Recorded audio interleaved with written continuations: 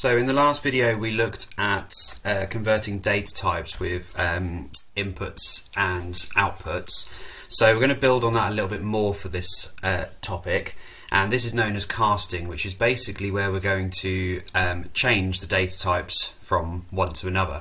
So the five main data types we looked at were integer, which is a whole number, float, which is decimal number, we had character, which was a letter, number or symbol, string, which was a collection of characters, and we had boolean, which was true or false, or two different options. So first thing we're going to do is we're going to ask the user to enter something. Now I'm going to put in here something like number equals inputs, and then I'm going to say enter a number. Now in the last video what we did is we actually asked them to input an integer, so we had int at the beginning here. So when they typed it in, it would automatically tell it to become a whole number. So I'm going to leave that out for the moment. So I've got number equals input, enter a number, and then print number, and that will output what we type in. So if I run that and then type in a number, so I put 12, enter, that will show 12. So that works fine.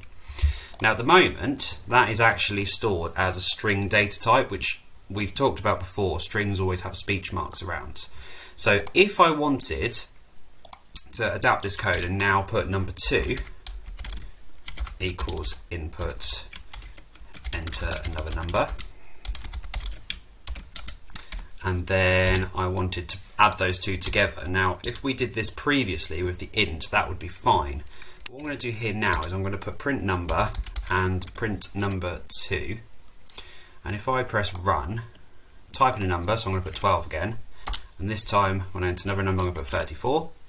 Now if you look here, 12 plus 34 should give us 46. Well actually it's printed out here 1, 2, 3, 4.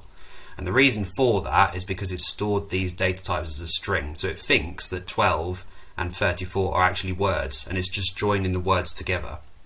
So we don't want to do that. So what we have to do is we have to make sure we cast it into the correct data type. So before the word input, I'm going to put int with a bracket and a bracket at the end. And the same on line number 2.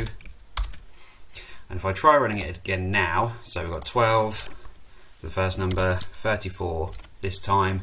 Now previously it gave us 1, 2, 3, 4. If I press enter, it now gives us 46 because we've got the correct data type. So it's really important to make sure we use the correct data type throughout our programs.